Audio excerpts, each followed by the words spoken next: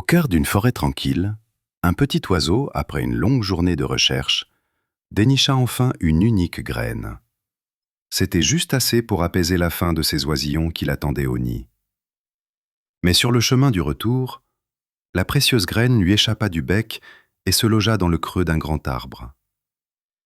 L'oiseau s'adressa poliment à l'arbre. « S'il te plaît, rends-moi ma graine, mes petits ont faim. » L'arbre ricana. « Et pourquoi ? Ce n'est qu'une graine ? Va-t'en. » Désespéré mais pas vaincu, l'oiseau vola jusqu'à un charpentier qui travaillait non loin. « Je vous en supplie, coupez cet arbre, » implora-t-il. « Il refuse de me rendre ce qui nourrit ma famille. » Le charpentier éclata de rire. « Abattre un arbre entier pour une seule graine ?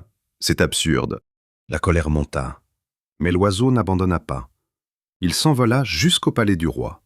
« Majesté, dit-il en s'inclinant, le charpentier refuse de punir l'arbre qui a volé ma graine. Ordonnez-lui d'agir. » Le roi toisa le minuscule oiseau et déclara avec mépris. « Tu as fait tout ce chemin pour une futilité ? Je n'ai pas de temps à perdre avec des histoires pareilles. » Le cœur lourd, l'oiseau s'éloigna en silence, mais une nouvelle détermination brûlait en lui. Le lendemain matin, il alla trouver le cornac, le soigneur de l'éléphant royal. « Demain, quand le roi montera l'éléphant, faites en sorte qu'il tombe. » L'homme fut stupéfait. Pourquoi ferais-je une chose pareille ? L'oiseau raconta son histoire, mais le cornac secoua la tête. « Ce n'est pas mon problème. » L'oiseau en avait fini avec la politesse. Il vola jusqu'à une minuscule fourmi.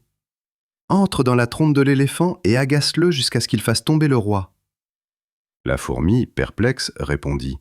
« Je suis bien trop petite pour régler un tel problème. » L'oiseau la fixa droit dans les yeux.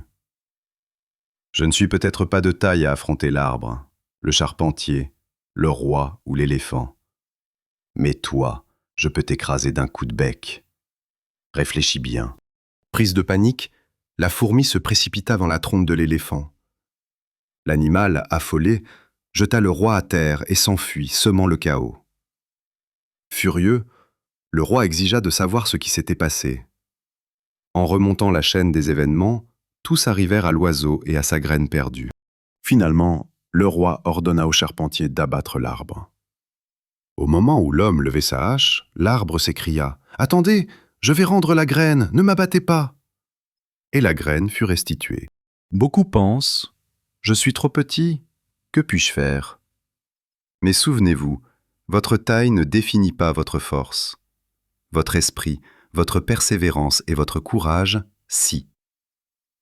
Le petit oiseau était plus faible que l'arbre, le charpentier, le roi et même l'éléphant. Mais il n'a jamais abandonné. Il a utilisé son intelligence et a trouvé le moyen de se faire entendre.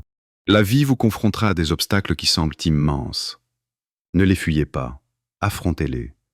Réfléchissez, agissez, réessayez. Car même la plus petite des voix, lorsqu'elle est portée par la détermination, peut ébranler le monde.